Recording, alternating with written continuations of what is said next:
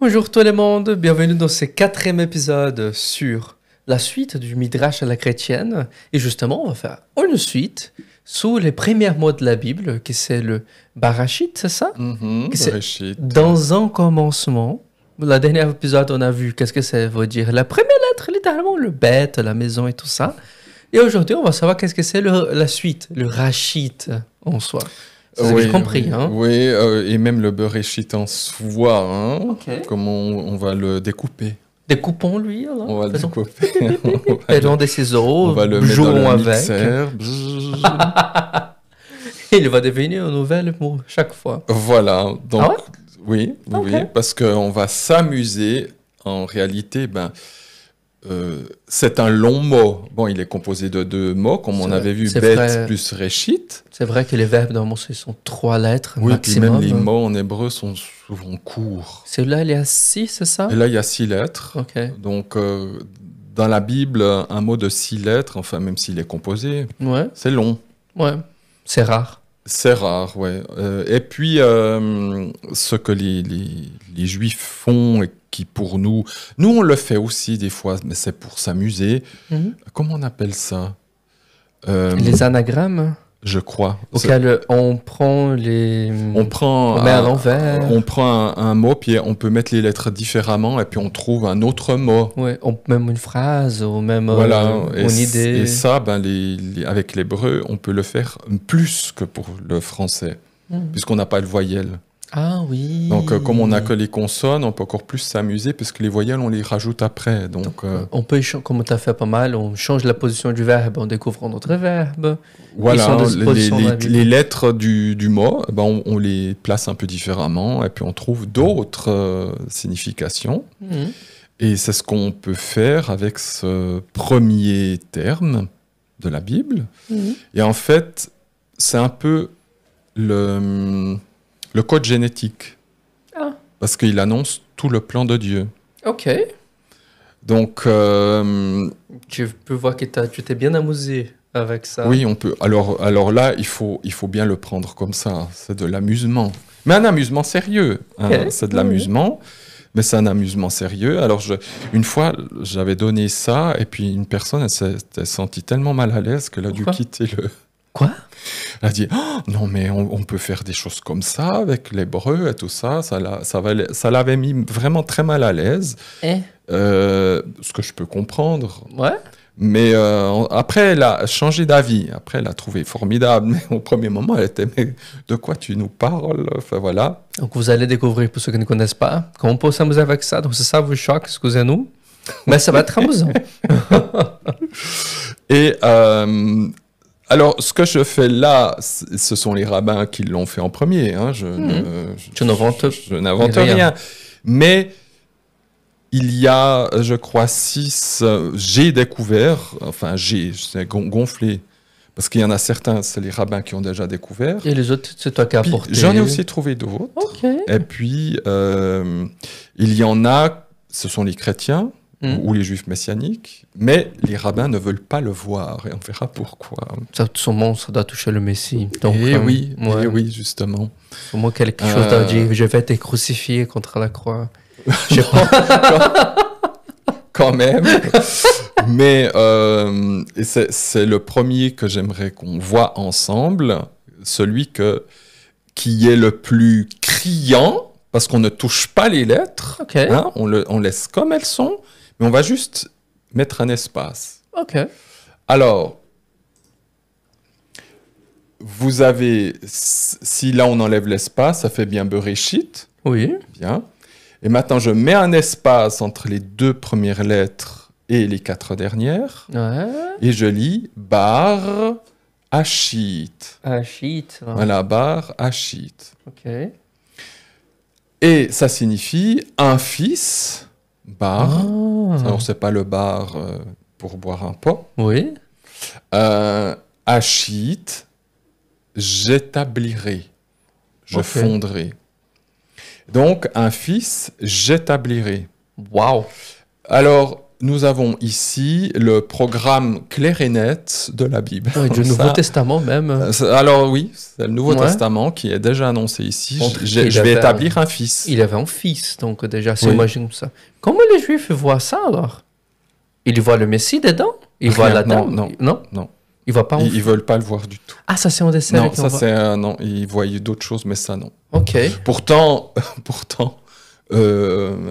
voilà, je veux dire, c'est aussi clair que de l'eau de roche. Parce qu'il aurait pu dire, j'établis, mon fils c'était l'humanité, Adam. Donc il établit Adam. On Ouais. pourrait voir comme ça. Alors, pour être franc, Ouais. ils disent le mot bar ne veut pas dire fils. Mais moi, je pensais que le fils était Ben. Comme ça, Benjamin. Alors Ben, c'est l'hébreu. Ok. Bar, c'est de l'araméen. Ah. Et donc, ils disent non, le mot bar, c'est pas le fils, ça veut dire pur, Ok. ce qui est vrai. Donc pur, j'établirai. Un pur, j'établirai. En pur. Mais bon, C'est déjà quelqu'un. c'est quand même quelqu'un. C'est pas Adam non plus. Non plus. Donc c'est le Messie. Donc, ça peut qu'être le Messie, oui. Ouais. En ça, ils ont à moitié tort, parce que bar se trouve bel et bien dans la Bible hébraïque. Non. Comme fils. Rarement, Ouais. mais il se trouve. Il se trouve au psaume 2. N'irrite pas le fils. Mais là aussi, les rabbins disent non, c'est le mot bar, ça veut pas dire le fils, etc. Mais ça n'a aucun sens. Ça veut bien dire le fils. Et Proverbe, sauf erreur, Proverbe 30, C'est quoi comme contexte? où il dit j'établirai un fils. Je crois. Est-ce que je vais le. Je crois. Ouais, non. Je sais pas si je vais le lire, mais J'ai pas vu Proverbe jusqu'à présent. voilà, c'est très Petite pause de recherche. petit repos. Tout, tout, tout, Son tout, tout, tout, tout, tout, Job. tout. Proverbe.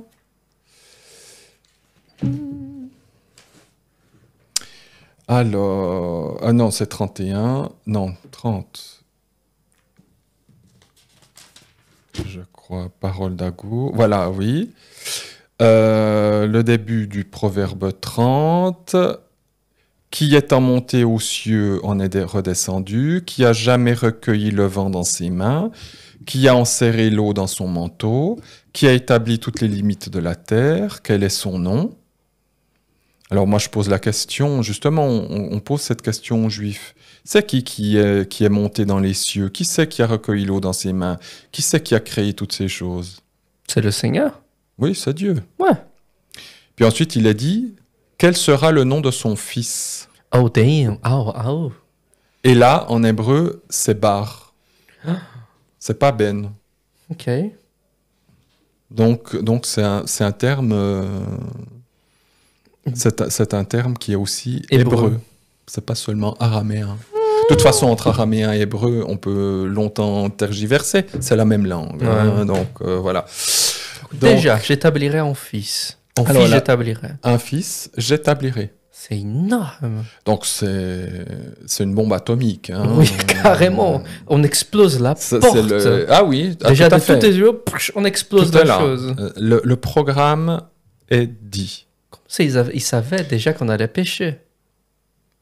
Ah oui, ça pour moi, il n'y a plus de Ou qui, doute même que... s'il n'avait pas pêché, il l'aurait établi d'une De autre toute façon. façon, mais de toute façon, il établira son fils. De toute façon. Si on aurait mangé la pomme ou pas, il l'aurait établi. Ah oui, ça c'est clair. Ok. Ça c'est clair.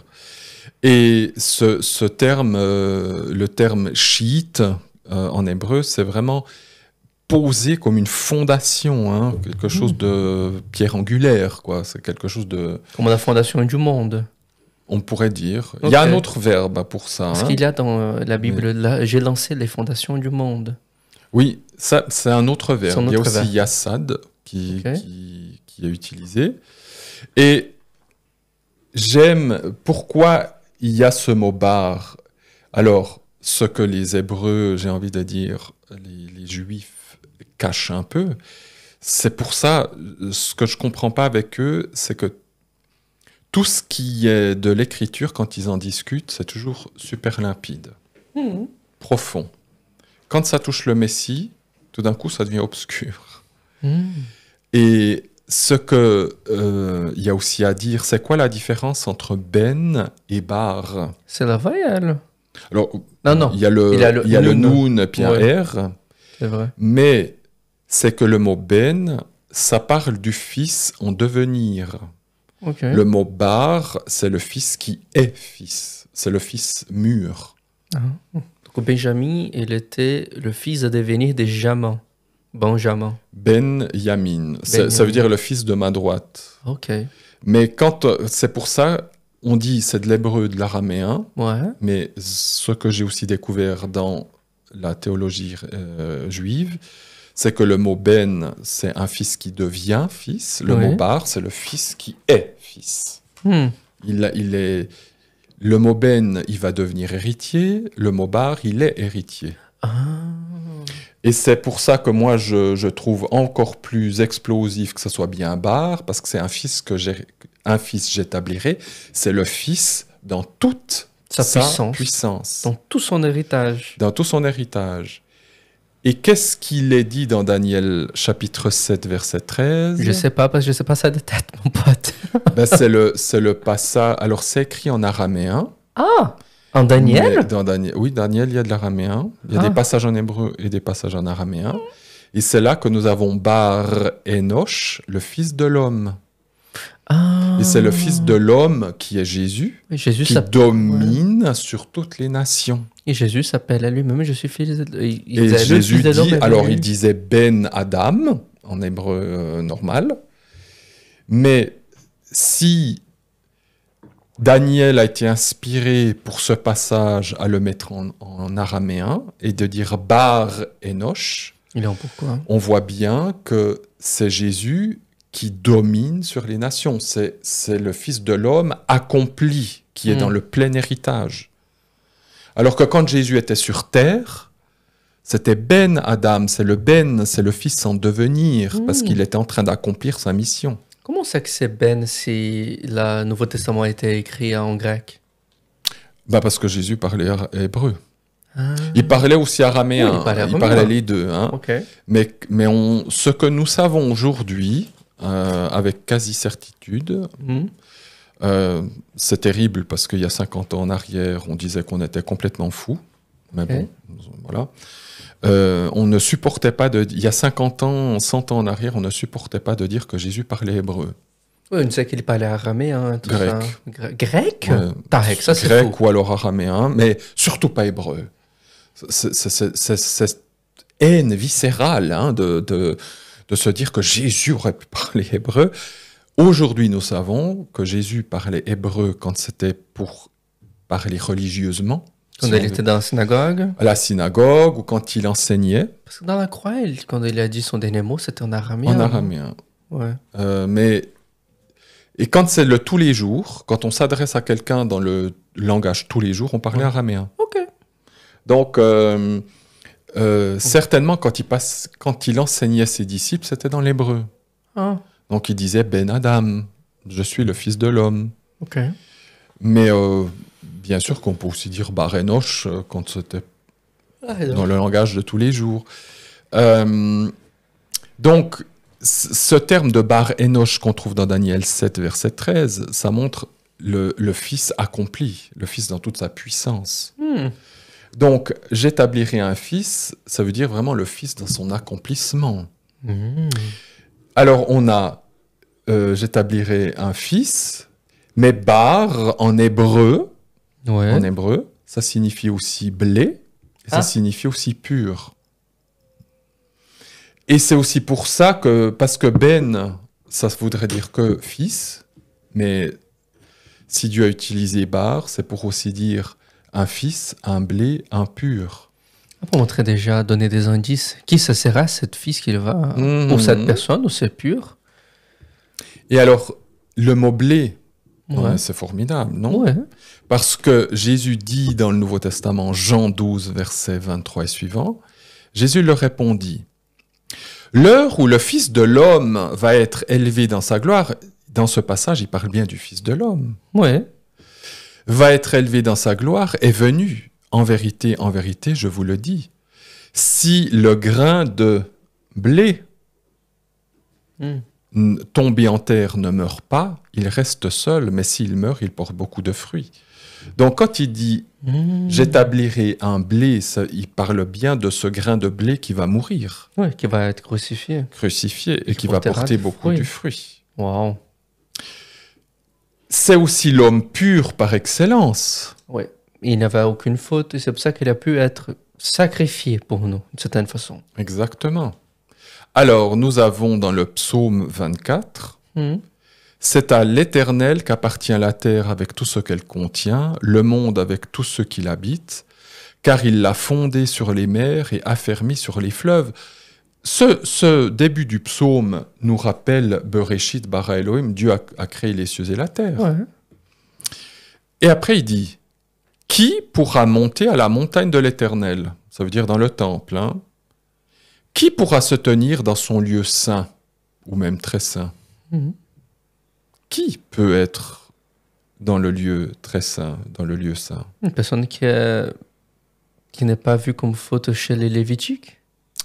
Dans le Lévitique, il y avait le grand prêtre, ou Ouais. les prêtres, voilà. Mais vraiment, qui peut se tenir dans la maison de Dieu? C'est quelqu'un qui est sans faute. Hein. Ouais. C'est comme si on demandait à qui peut se tenir devant le soleil. Oui, c'est ça. C'est presque ça. C'est ça. Celui qui a les mains innocentes et le cœur pur. Qui c'est qui peut dire, parmi les êtres humains, j'ai les mains innocentes et le cœur pur? Même Job disait, il n'y a aucun être humain. Ouais. Hein.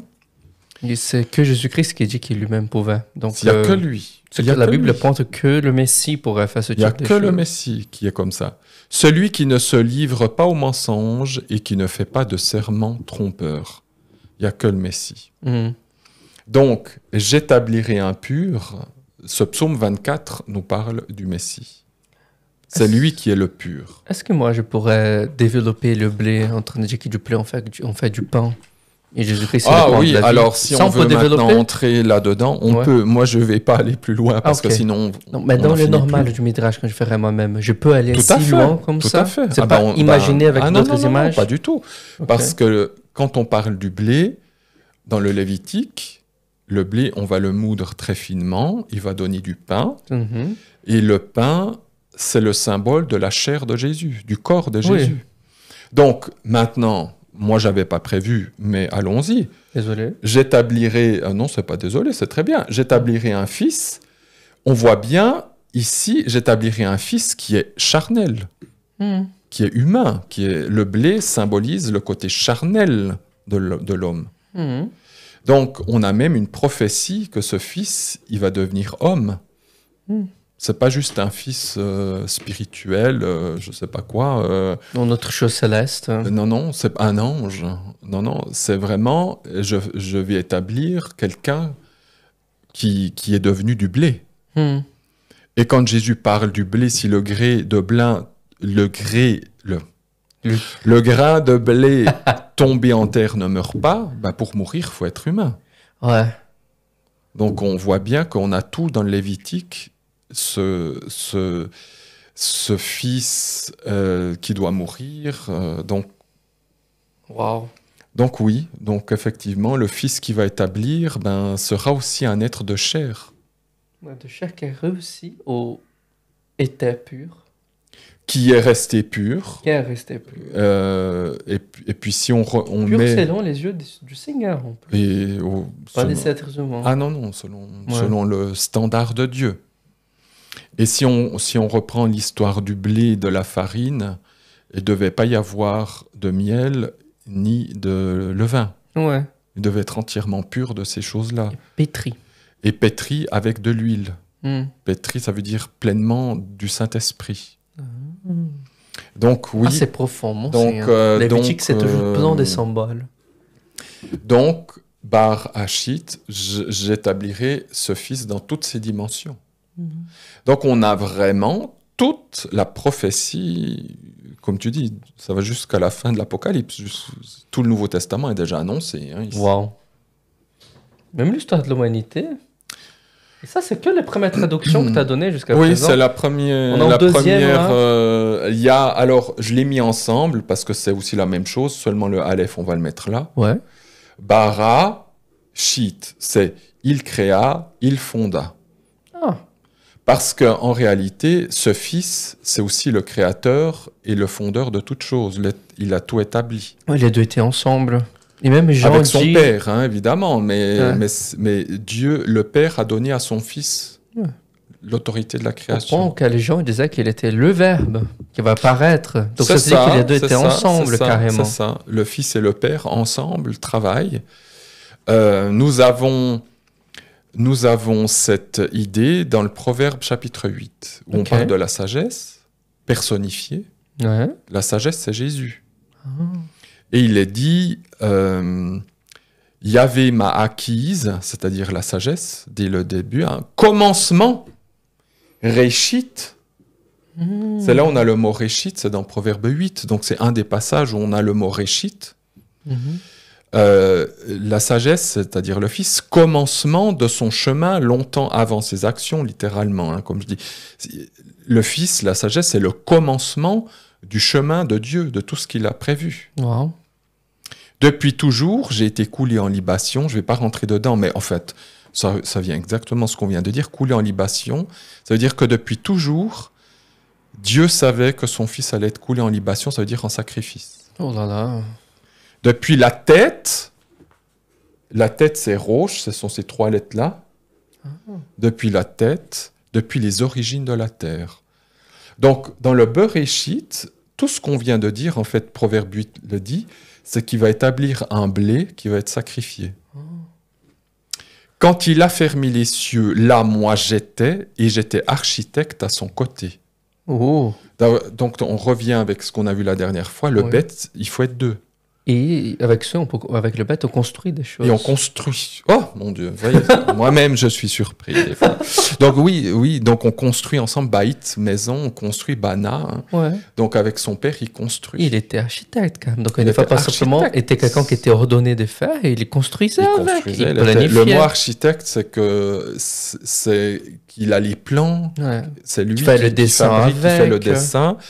Et c'est pas du hasard s'il a choisi un papa qui était aussi architecte. Ouais. Hein. Parce qu'un charpentier à l'époque, c'était quelqu'un qui C'est pas construisait des juste qu'il maisons. met des poutres. Un Ouais. architecte à l'époque, un charpentier à l'époque, c'était un architecte dans tous les sens du terme. Il faisait des murs, il faisait des constructions. Jusqu'au Moyen-Âge, il était comme ça. Voilà, donc Ouais. en tant qu'historien, tu confirmes.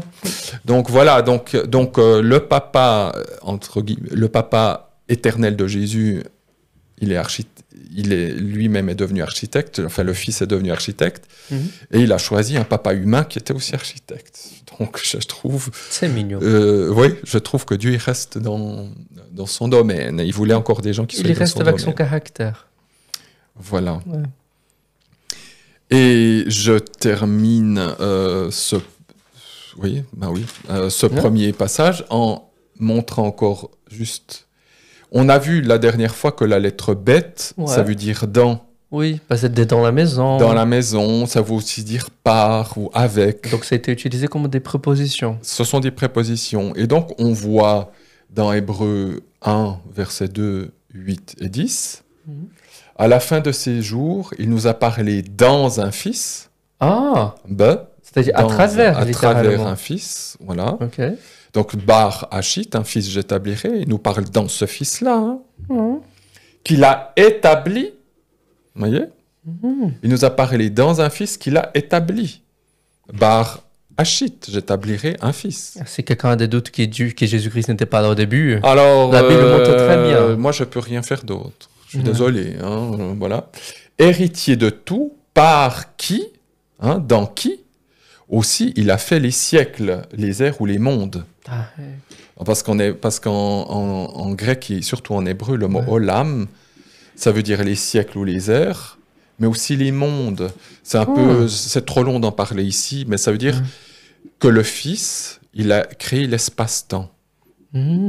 Il n'a pas seulement créé le matériel, il a aussi créé l'espace-temps. Non seulement le déroulement également du matériel, mais la les profondeur airs, qui s'en est tout dedans. ça, ouais. Je pensais que les Grecs seraient plus stricts. C'est-à-dire, Ah oui, alors le grec, ça veut seulement dire les siècles. Ok. Mais le mot grec, il traduit un mot hébreu qui est plus large. C'est pour ça qu'il faut toujours voir la Septante. Voilà. Et puis toujours essayer de voir le mot hébreu qui se cache sous le mot grec. Mais pour le Fils, voilà ce que Dieu dit, ton trône, ô Dieu, est pour les siècles des siècles.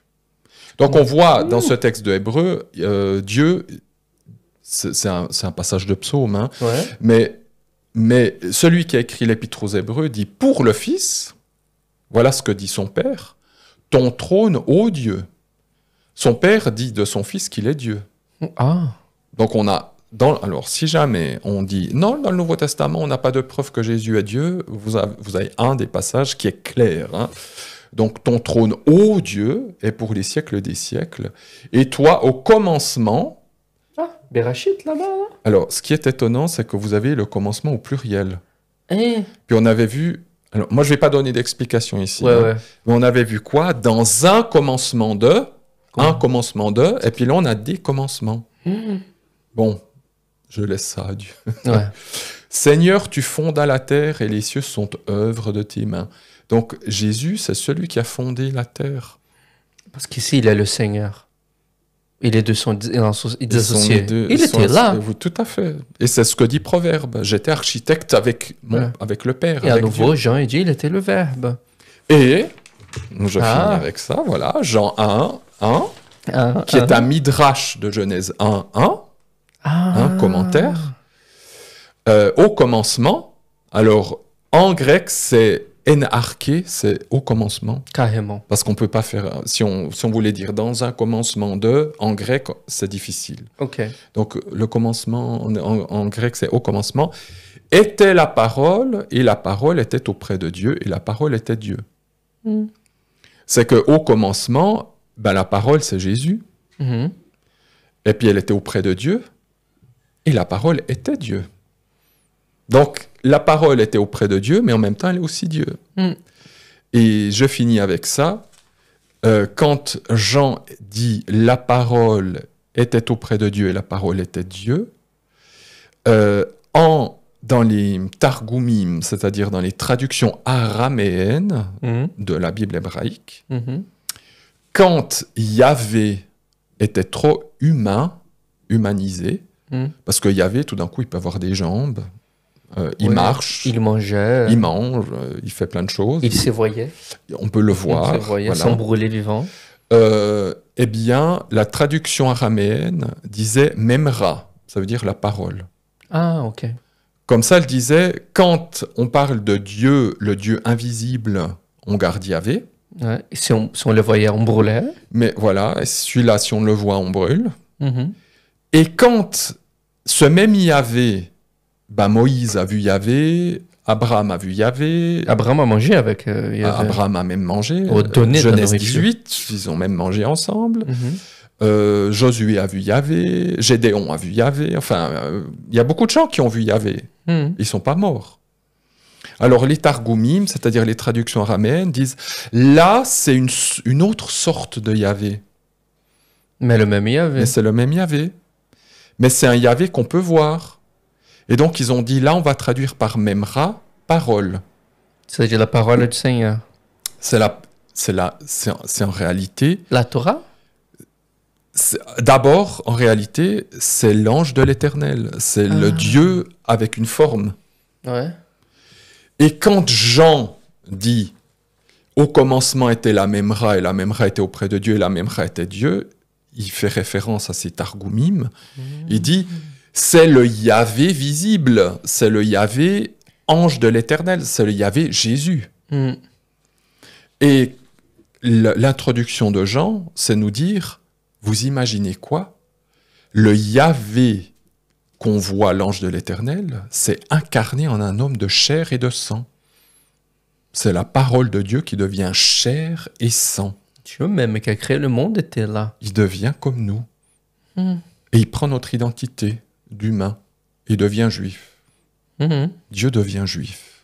À un moment donné de son existence éternelle, il a décidé de devenir juif. Rabbin. Tous les peuples qu'il pouvait choisir. Il aurait pu choisir d'autres peuples, mais il a choisi celui-là. Et il a dit, je veux parler hébreu. De toute façon, c'est la langue d'origine. Hein. Donc, il a bien raison, il va garder sa langue. Qu'il a même créé. La langue primitive. Hein. Voilà. Donc, notre Bereshit, je crois que j'ai encore un texte Il y a encore que deux. Je pense qu'il y a encore deux. Ah ben voilà, au commencement était la parole, ben voilà, c'est ça. Et la parole, Memra, était Dieu. Celle-ci était au commencement, hein, Bereshit, auprès de Dieu. Tout fut par Be, hein, en elle, et sans elle, pas même une chose n'arriva. Le pas, c'était dans elle, carrément. Voilà, dans elle. Donc Bereshit, dans un commencement, dans le commencement. Ben, et puis Reshit, Rosh, c'est la tête. Resh, on verra après, hein, que Rosh, c'est aussi Jésus, c'est la tête de l'Église. Donc, dans la tête de Dieu, dans la tête de Jésus, tout était déjà créé. Il y a encore un texte, non? Alors, on va voir s'il y a encore un texte. Non, c'est le prochain. Ça, c'est pour la prochaine fois, désolé. Spoiler. Voilà, dans le... Non, c'était le bon texte. Ok. Bon, Seigneur. Tout est dit, enfin tout. Les deux premiers, une partie. Et les deux premiers qui sont simplement écartés les lettres, ça déjà sans les toucher, hein, on a juste écarté les lettres, bar, hachit ou bara. On a explosé avec une bombe atomique la porte, littéralement. Nous, pas nous, hein, la Bible elle-même. Oui. C'est impressionnant. Donc les amis, j'ai hâte de vous voir dans les prochains épisodes. Même moi, j'ai hâte de savoir la suite qu'il va expliquer maintenant, parce qu'il y en a encore. Oui, il y en a encore pas quatre. Mal. Il y a encore 4 mots qu'on peut voir ensemble pour pouvoir découvrir encore davantage tous ces trésors qui sont dans la Bible. Ça, c'est que dans le premier mot. Gloire au Seigneur qui est pour nous enseigner. Et que ça nous nourrit. La nourrit en sagesse. Ça nous prouve que Jésus est bien qui il dit être. Il n'aurait pas pu inventer toutes ces choses. C'est impossible. Non, c'est impossible. Gloire au Seigneur pour sa sagesse. Merci à tous pour nous avoir suivis. N'hésitez pas, si vous n'êtes pas encore abonné, de vous abonner dans la chaîne. Comme ça, vous savez tous les épisodes qu'on a passés. De liker, comme ça montre à d'autres personnes. Qui sait? Ce sont des bons épisodes. Et si vous voulez encore mettre des commentaires en bas pour savoir si vous avez trouvé en faisant les choses des mots, on va vous répondre tout de suite pour savoir si c'était bien ou pas. Et la cloche aussi pour que vous puissiez savoir quand ça va être les prochains épisodes. Merci à tous et au prochain épisode. Au revoir. À bientôt. À bientôt.